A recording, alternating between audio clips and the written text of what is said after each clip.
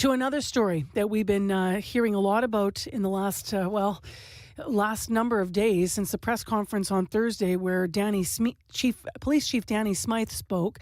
He said in that press conference there's, quote, work to do to improve the lives of kids in care.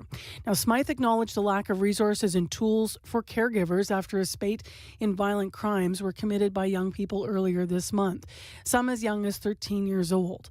Smyth said all of the suspects were kids who live in group homes, and that's prompted some reaction. But we wanted to look this morning at what it's like to be a foster parent. Jamie Pfau is with us. She's here via Zoom. She says that she and her husband have been foster parents here in Manitoba for 13 years. She says the lack of training and support provided to foster parents has led to fewer foster placements being available in Manitoba. And as I mentioned, she's here via Zoom. Good morning, Jamie. Thanks for being with us. Good morning. Thank you for having me. So because I mentioned the police chief, I just want to ask for your reaction first to the press conference and what Chief Danny Smyth had to say. Yeah, so for me, it was definitely not surprising. It's something, the trends that we've, as foster parents and folks involved in child welfare, haven't been surprised about, seeing the outcomes. I'm also a child welfare researcher and have been for several years, so I've been seeing these stats for a very long time. But it was nice to hear Chief Danny Smyth recognize this and call it out, because if it isn't being called out, then it's very hard to get changes on the policy table. So I hope that this is an opportunity that foster parents, social workers, and everybody related to child welfare, we have an opportunity to make positive changes for these children and youth in care. I know that for those that missed the press conference, he was the police in a rare moment sort of widen out the lens, and some people were concerned. We talked to a Winnipeg activist and mentor for at-risk youth, saying the intentions behind the Chief Smyth's comments about child welfare system were good, but it could stigmatize young people in care. You're obviously looking at this as saying what he said about resources specifically is something that needs to be talked about. Yeah, and so Mitch actually taught me in my MSW. So Mitch I Bourbon, do. Yeah, that's who we spoke with. Yes, I really appreciate the words, and he tends to refocus the conversation, as many of us do, back on the children. Child welfare can get very muddled into politics and money when it's really what foster parents and advocates are asking for is just more support for children and youth in care to promote positive outcomes. So, and it's a great reminder that it's not the youth who are perpetrating crime. It's not their fault. They've truly, these are examples of youth who have fallen through the cracks. They are not alone. There are many of them. They're looking for a way to belong and some stability in their life. And after living from group home to foster placement, many youth, for example, in Winnipeg who are homeless, over 50% of them are wards of the state. And the average homeless person who was a ward of the state had over 12 placement breakdowns. So just those statistics, you can get a sense of where these children are coming from and the lack of support that they have received over the course of their childhoods and the development. So I want to get into your experience here, because it's so valuable to have us here, that given that you've been fostering for 13 years. So what's your dream when you think about supports and resources and training? What haven't you had that would have really helped in your experience and by extension help the kids and outcomes and all of what we're talking about? Right. So number one, mandated pre-service training program for foster parents. So Manitoba has the largest rate of children in care in the world, and we're one of the only jurisdictions that doesn't have a pre-service training program that would connect, new foster parents with mentors who have been fostering for a while. It would give, most importantly, a history of Manitoba on colonization and the reason why there are 90% of our children in care are Indigenous. So that would be first and foremost my absolute biggest dream. That's what my master's was on. I would absolutely love to see a pre-service training program here in Manitoba.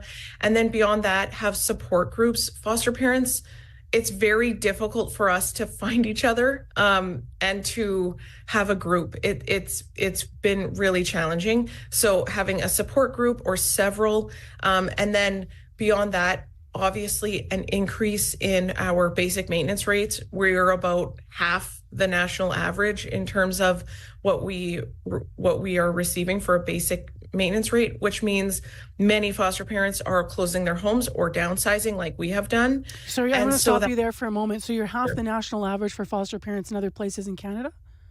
yes, so our average basic maintenance rate is around $25 and the national average is $46. Got it.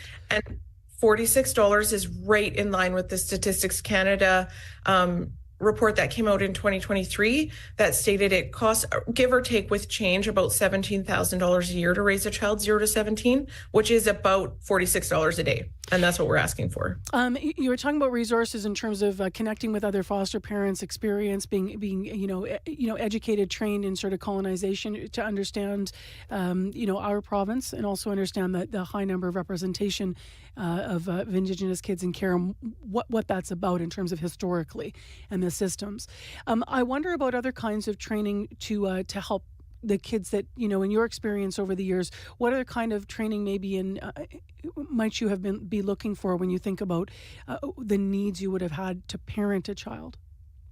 For sure. So the many folks who are not involved in child welfare and aren't foster parents just assume that being a foster parent is just like being a birth parent, and it is not even close to the same. This is very much it requires a lot more need and a lot more attention. So a lot of children who come into care are often diagnosed with fetal alcohol spectrum disorder, attention hyperactivity deficit disorder, autism spectrum disorder, many others like generalized anxiety and depression. And so right away, you are met with more need. And then also any child who comes in care, it doesn't matter the circumstances, that child has experienced trauma and attachment.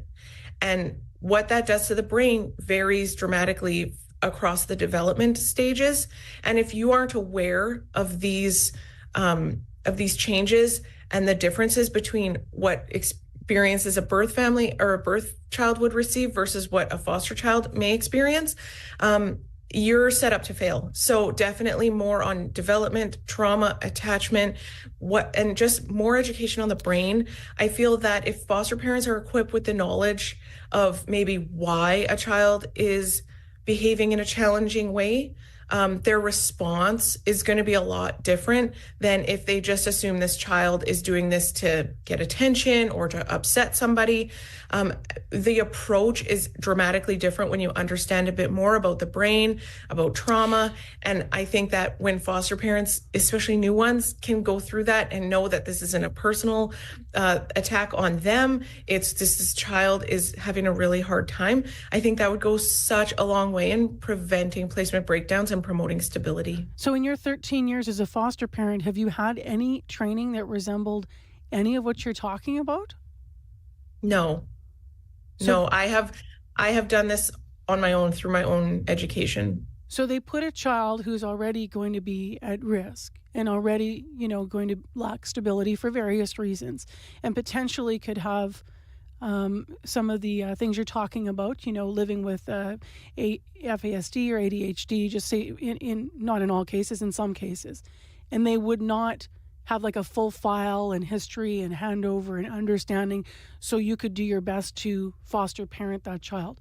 You don't have any of that support. No, in our agency, we do have training once a month, but lots of times, it's not necessarily relevant to your specific home, or you may have had one session for 2 hours 3 years ago on a topic that might be relevant now, but we don't have a systematic, evaluated program where it's like, for 3 months, 2 evenings a week. We don't have that in Manitoba. No. So how much just to look at the funding piece, there's a lot of number of different things here, and I always want to make sure we're talking about the kids first, but Yes. but we do need to talk about what you said around funding. I'm curious how much funding group homes get for kids that they look after compared to foster parents. Yeah, and so those numbers are pretty hard to acquire, but the ones that I have seen, they receive hundreds of dollars a day more than what a foster parent is simply asking for. We are not asking to get rich off this by any means. We're looking to cover our expenses. That's at the end of the day, that's what foster parents are asking for, and that's what they deserve, and that's what the children deserve. In your own life, given that you've been doing this for over a decade, what made you first want to become a foster parent? This is my favorite question. So my husband and I were married, and then, we start family planning. It turns out I was infertile in pretty much all the possible ways a woman could be infertile. And at the time, I was working in group homes with at-risk youth, and my husband worked in a hospital where he was on a suicide watch unit for teenage girls. And so we both saw the need for children to have a safe home. And on our first year wedding anniversary, we finished filling out the licensing paperwork to become foster parents. So it was a very quick turnaround from married to being foster parents. We were very young. What's been the most rewarding thing about being with the kids over these years? So for me now, I think if like 27-year-old Jamie would probably have a different answer than 40-year-old Jamie. But for me, the moments, so we've helped to raise 8 children. Some, we've helped, grow their wings and fly and, do the things. And others, the placement breakdowns have been more difficult, and there's not a lot of contact yet. But I would say the most rewarding thing is in those moments when these children for months or years or even a decade have been in our home, they got to know what it was like to be part of a family, to be loved, to see what a healthy relationship looks like, and to hopefully provide some healing for them.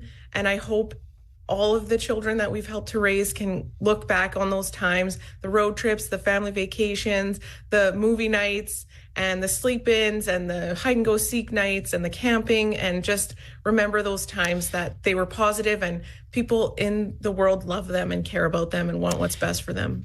3 minutes to 8 o'clock. We do need to go, but I have one last quick question. And this is only because we're going to be doing a series of stories here. Do you know, Jamie, on average, how many more placements, a foster child might how many places a foster child might live on average? What's your experience been before they get to you? Yeah, Macy came out with a report, and it's been in line with our experience. Sometimes children who are 3-4 years old have already 10 placement breakdowns. The average is 7 placement breakdowns in a year for a foster child. Yeah. So that's significant. And just think about what that would do for your development, right? Going from place to place, even once a year, is a devastating thing. And I don't think Manitoba.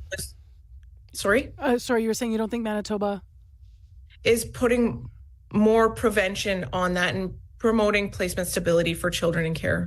That matches, I was just going to say, pardon me for interjecting, a story we did last week as well, another individual story, and it just shows how common those many placements are. Lots of follows to do here, lots to learn and to do better for the kids. Thank you for your experience and for your time this morning. Thank you so much for having me. That's Jamie Pfau. She's been with us via Zoom. She is a foster parent. She and her husband have been fostering for 13 years.